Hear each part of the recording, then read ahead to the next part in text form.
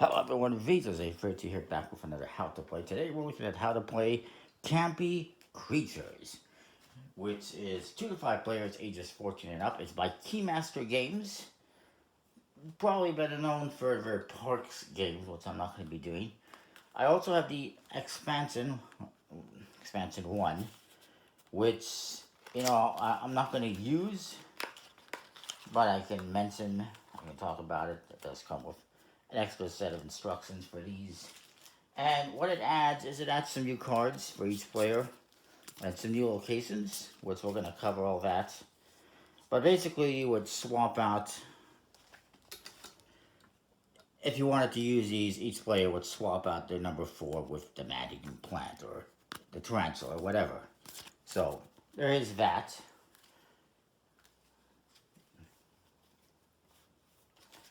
And then there's also these additional tokens that can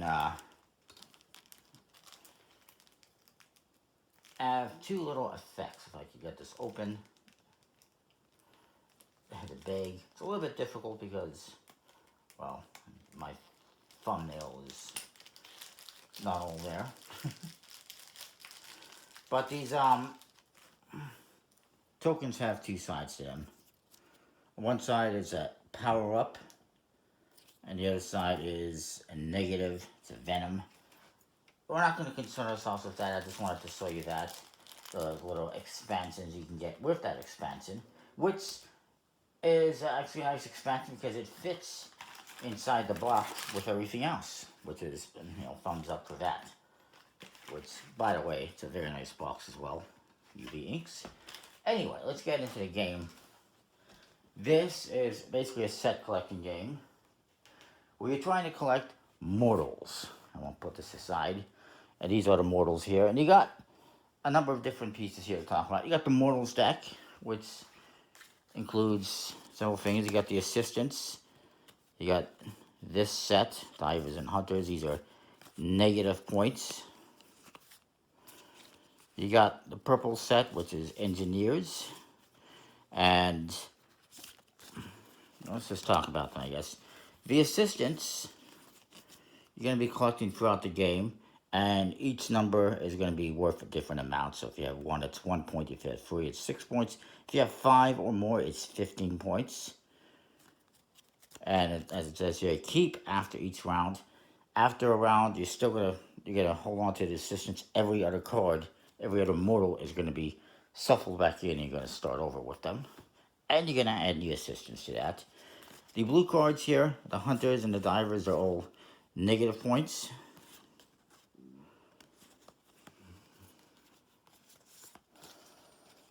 And then, let's probably see something. You got the engineers. The engineers are all -2 if you have an odd number of them. So if I have 3, I'm going to lose 2 points. But if I have just 2, it's an even number, so I get 3 points. And then you got the teenagers, and you got this whole set here: teenagers, damsels, archaeologists, cosmonauts. These are all positive points. The teenagers, if you have the most, you get 7 points. The second most gets 4 points. Some are 2, some are 3, some are 1. The damsel, you get 6 points. I guess that's for each one. The archaeologist is 2 points. The cosmonaut is 4 points. So those are good cards to have.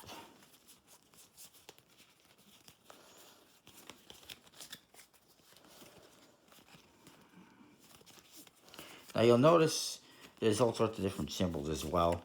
These ones denote that this is going to be in the base set that we're going to be using. So there's those ones, and there's some here.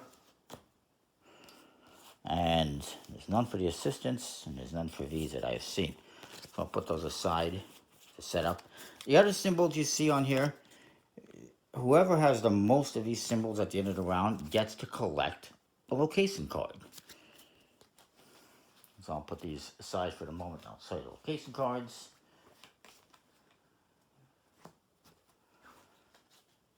And there's all sorts of location cards. You're going to be using some of them, but not all of them.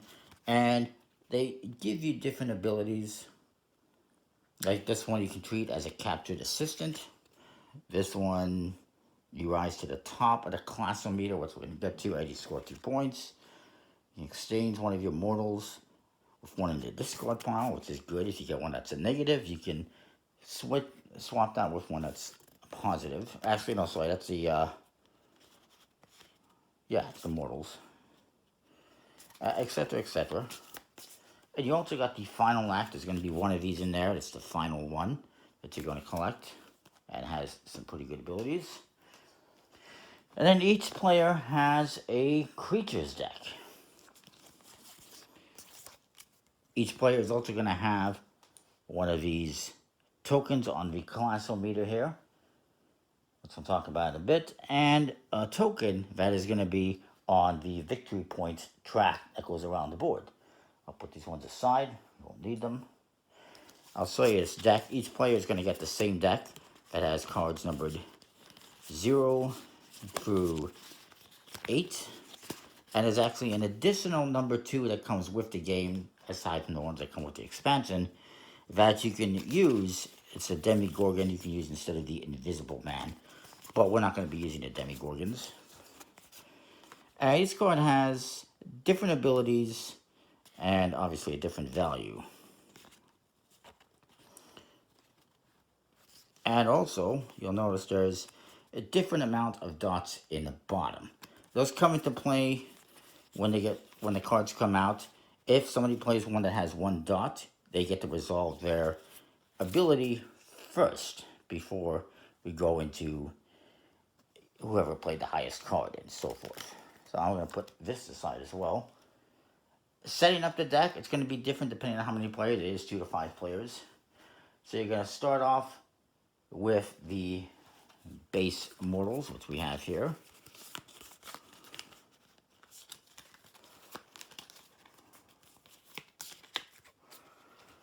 And since we're doing 4 players, we're going to be selecting 5 cards each from the free sets.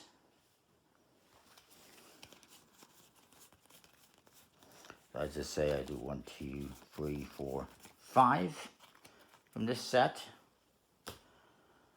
And 2, 3, 4, 5 from this set. They're all engineers.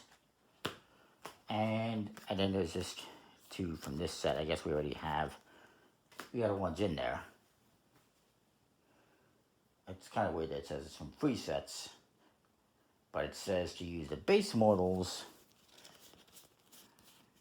And I mean, there's only 4 of the blue ones, so I don't know. I'm confused on that a little bit. It is what it is. That's what we'll do. And it shuffles up. We're also going to be using free assistants in this set. And you'll be adding more assistants as the game continues, so I'll shuffle this up a little bit.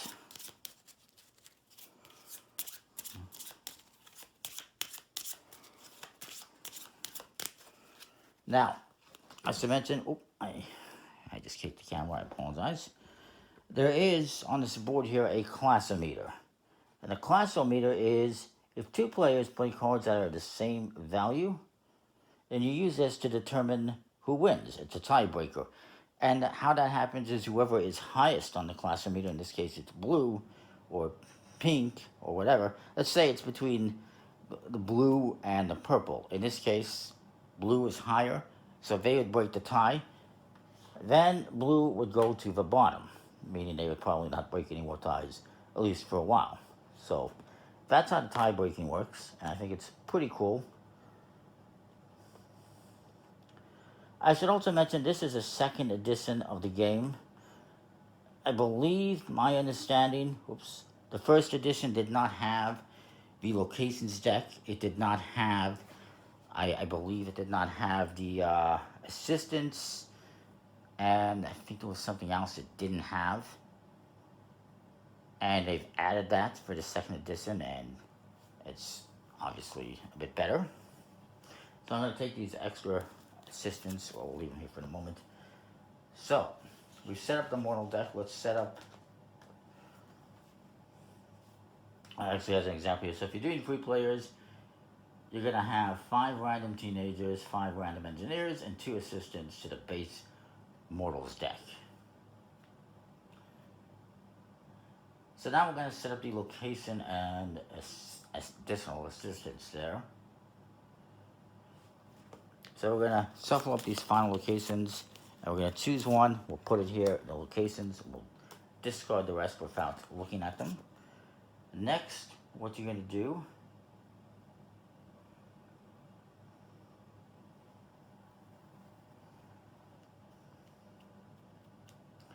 is take some of these extra assistants, and you're going to deal some on top of the location. Wait, let me just make sure I'm doing that correctly.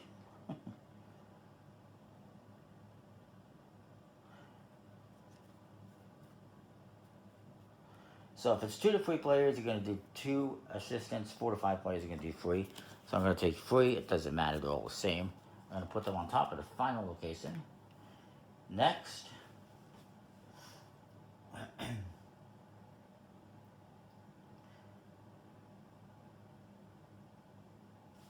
we're going to take these locations. We'll shuffle them up. We're going to deal 1 on top of these mortals. We're going to take the rest of the mortals, the assistants, put them on top of that location.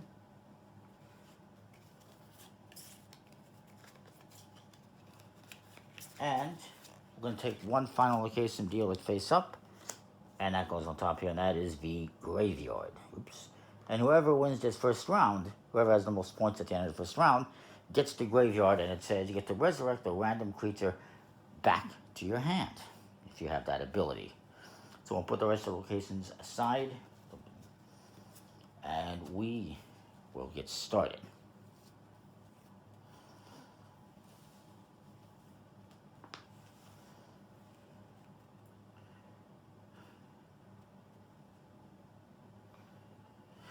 So what we're going to do is we're going to deal out 4. We're going to deal out 1 mortal card here per player. So if there's 4 players, 4 mortal cards. If it's 3 players, it's 3. If it's 5, it's 5, etc., etc.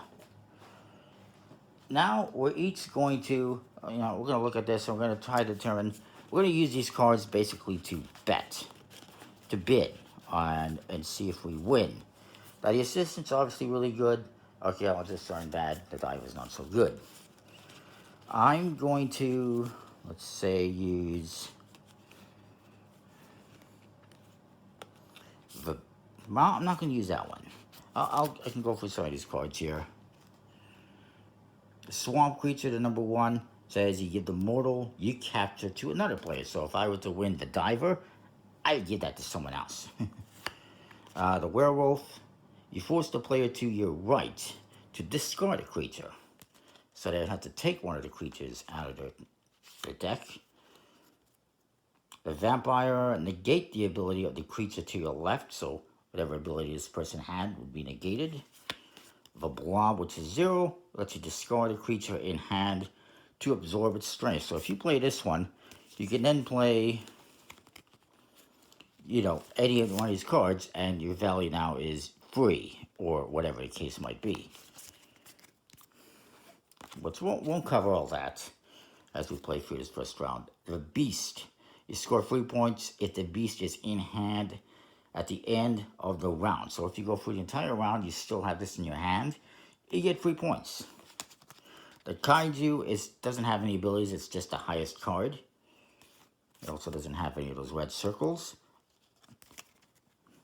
The mummy, you capture immediately if a kaiju is in play. So if this person plays a kaiju and I play a mummy,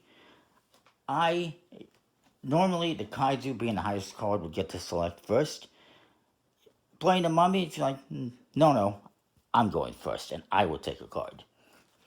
So it's a good ability if somebody else happens to play a kaiju. Invisible Man lets you discard one of your captured mortals. So if I had a negative one that I didn't want, I can get rid of that. There's the Invader. It lets you capture 2 mortals if possible. And the Werewolf, force the player to your right to discard a creature. I think we looked at that already. I believe we've gone through everything except for the Demigorgon, which is the additional one that you can swap in. And it says, return the mortal to the bottom of the deck, look at the one on top, and capture it face down. So if you're using that and you play that, you would get to take whatever mortal you capture, maybe capture this one, throw it to the bottom, take the top one secretly, and that is that. But we're not going to use a Demigorgon.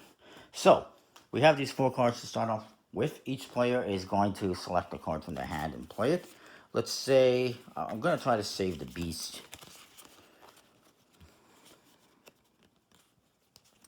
Let's say I played a vampire. Everyone else is going to select a card and play it face down as well.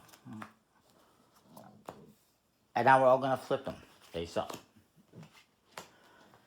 So the first thing you're going to do, that guy played the kaiju, is look to see who has a card that has just 1 red dot. Both of these players have played the blob, which it's fine. We'll just say this player did not play the blob. We'll say he played something else. So this person, having just a 1 red dot, they get to go first. They get to absorb the strength of a creature in hand. So maybe they decide, let's do this one. It's the mummy.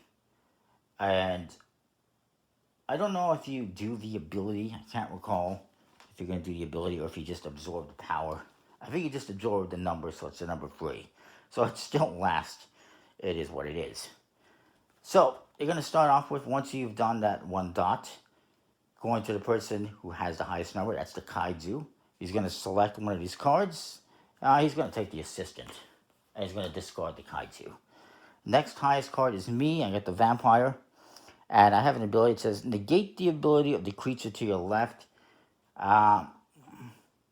He doesn't really have an ability. He's already done the ability. So, well, actually, we can negate that. And say, no, you don't get to use that. So, he gets to put that card back in his hand. I think that's how it would work. So, he's still a 0. He doesn't get to absorb that creature's power. So, we'll just say that's how that works. And actually, I do have 1 dot. So, actually, let's rewind. Let's rewind. So, each player reveals their card. I do apologize for this. Whoever has 1 red dot gets to do their abilities first. It starts with whoever has the highest number. So, since I have the highest number of 6, I have the ability to negate the ability of the person to my left. The person to my left has the blob, which says they can discard a creature and to absorb its ability. Ain't happening because I negated that ability. So once we've done that, we're taking care of the red dots, the 1 red dot cards. Whoever has the highest card gets to go first, as we were doing before. That's the kaiju. He's going to select the assistant. Now, second highest card, number 6, that's me. I'm going to take an archaeologist. This guy says capture 2 mortals if possible. And he doesn't technically have to do that, but he will. And then this guy gets nothing. Isn't that fun? So these get discarded. We're going to do that all over again.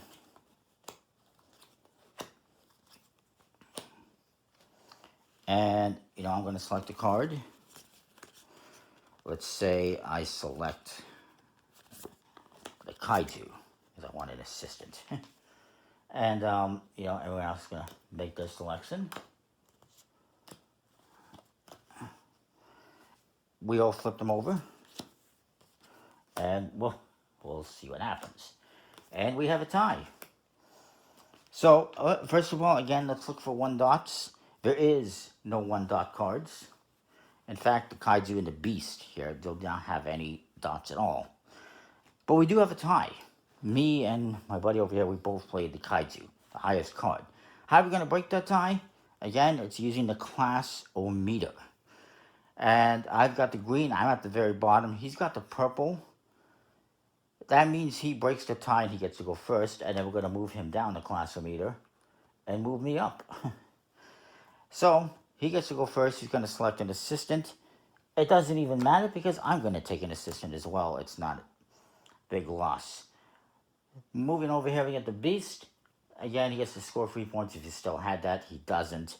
He's going to take this. It's almost better. It's 6 points. And then we got the werewolf. Force the player to your right to discard a creature. Fantastic. So I get to discard a creature. I'll just do one at random. It's the mummy.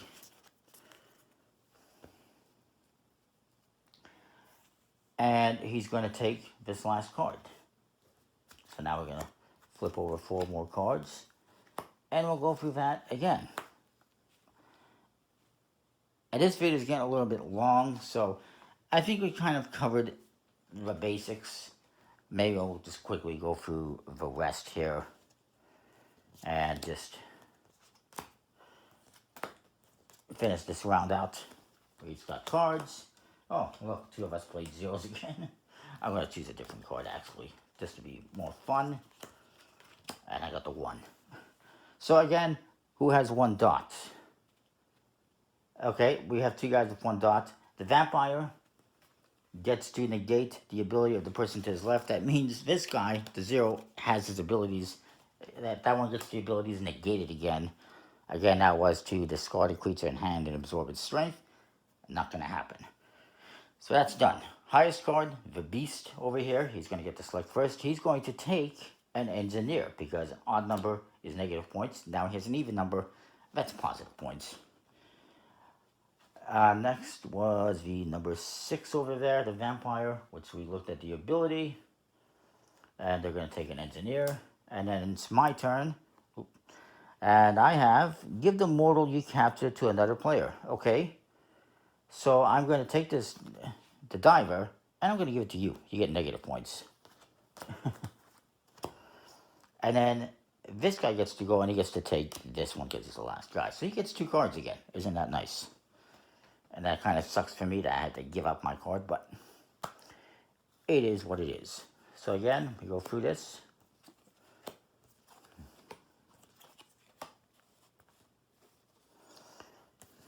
We're each going to play a card.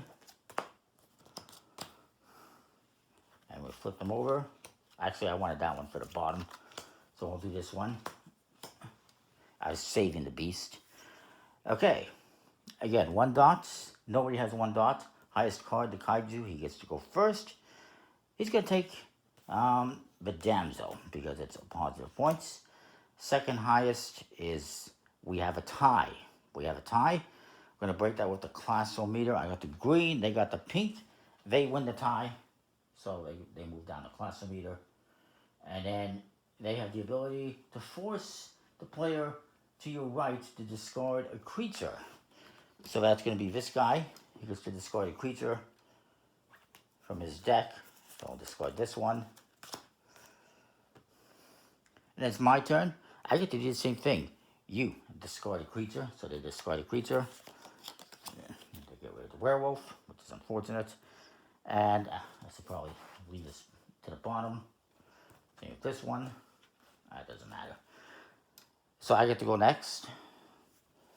And, oh, this guy gets to select the card, so he's going to select that. I guess I have no choice but to take a hunter. I'm going to take this one because it has 2 symbols on it, which can help me get the location card. And this guy gets this last one. Again, we reveal 4 more mortals. You're going to have 1, actually we have 2 left for some reason. But once you're down to this last 1 or 2, I think it's supposed to be just 1. So I don't know what happened there. But once you get to the last 1, we'll say there's...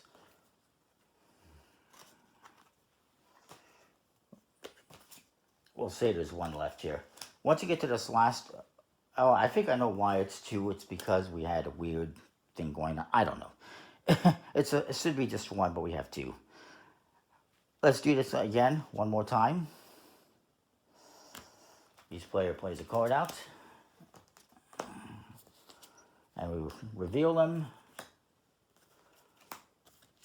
Who has 1 dot? We got the mummy, we got the vampire. The vampire gets to go first. They get to negate the ability of the person to the left. That is this person, the invader. To capture 2 mortals if possible. They cannot capture 2 mortals now. Highest card is vampire, so they get to select first. They do not want to take the engineer because they don't want an odd number.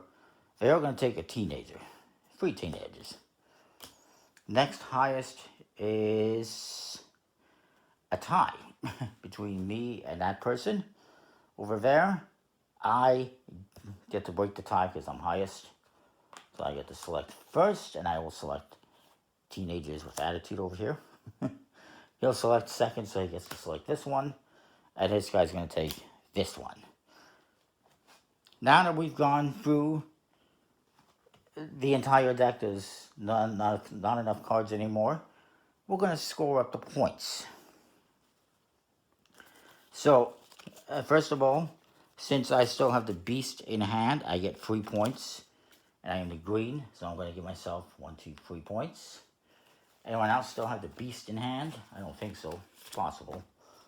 And, okay, this guy also gets 3 points, the purple, for having the beast in hand. We'll do that. And now let's look at our hand here. So we're going to look at who has the most teenagers. Nobody does. Well, technically, I have 2. This guy has 3. So he gets to break the tie. He gets 7 points, and I get 4. So 7 points for the blue guy, and I get 4. So I'll go over there. Next, the assistants. I get 1, so I get 1 point. And I get 2 for the archaeologist. But I lose 3 for the hunter, so I'm back to 7, unfortunately. This guy over here, he has 6 for the damsel and 3 for the engineer, so that's 9 points for blue. I think that's blue. 9 points. 9, I believe that's where he is. This guy over here, he has 1 for the assistant. Another 6, 10, 12, so 13 points for pink is finally on the board. But he's going to lose 2 for having an odd number of engineers, so he's down to 10. And then finally this guy over here, let's see how he did. So he's got 1 for the assistant, that's 3 for the archaeologist, and another 3 for the engineers, 6 points total. However, he is losing 5 points, so he gets 1 point for the purple guy. Wow. that did not work out well for him. So once we count up the cards, we're going to take all of these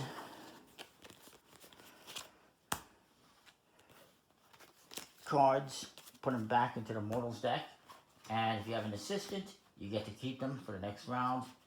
You take all your creatures back.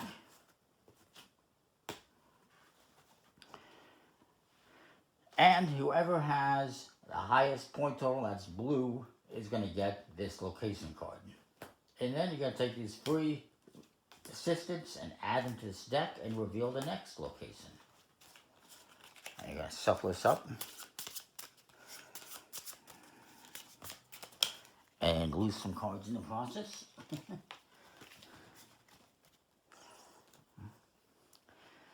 And you're going to go through again doing the same thing. Flipping cards and bidding on them using the cards in your hand. And then once you go through the deck again, you're going to score points again. And then again, whoever has the most points, whoever's furthest ahead, gets this. And then we add 3 more mortals, 3 more assistants to the deck again. And then you get the final location. And that's that. It's a pretty simple, straightforward game. Pretty cool concept and theme. I know this video's been a little bit long. I do apologize about that. But, yeah, I think it's pretty cool. The components are pretty good quality. Nice linen finished cards. I like the eyeball tokens and everything else there. The classroom reader is a great way to break ties. It's fun and unique.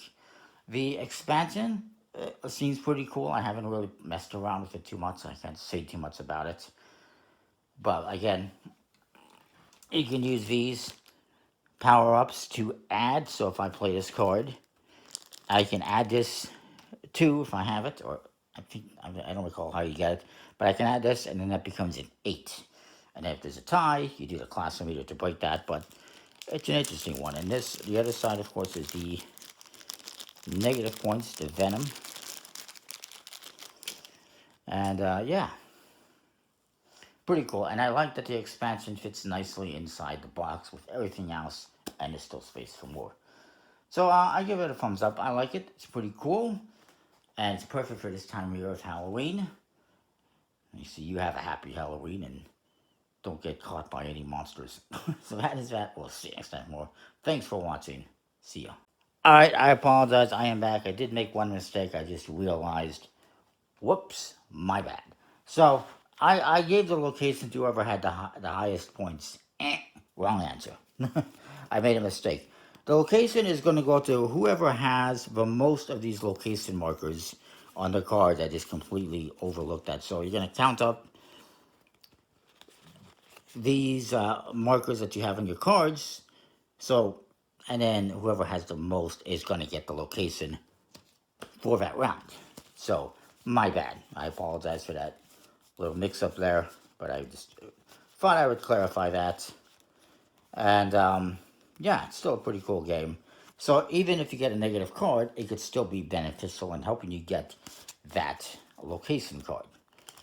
So, yeah, that is that. I just wanted to add that on there. I apologize for messing up that part, but that is that. See you next time with more. Thank you for watching.